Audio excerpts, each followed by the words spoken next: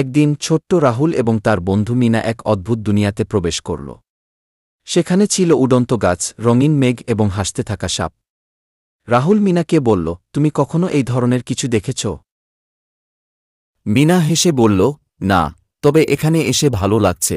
তারা একসাথে দৌড়াতে শুরু করল, উড়ন্ত ফুলের উপর বসে খেলতে লাগল।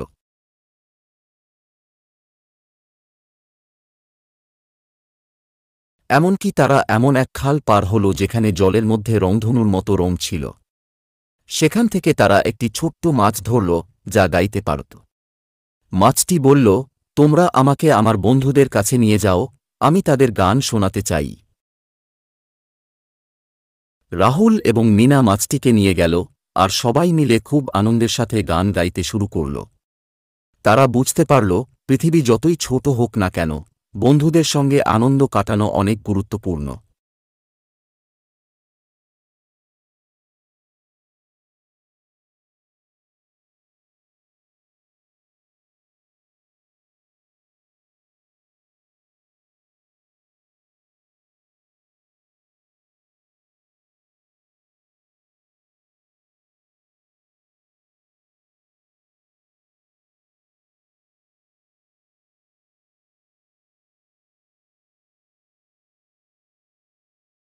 শেষে রাহুল এবং মিনা তাদের বাড়ি ফিরে আসল, কিন্তু মনে মনে জানত তারা সেই অদ্ভুত দুনিয়ায় আবার ফিরে যাবে।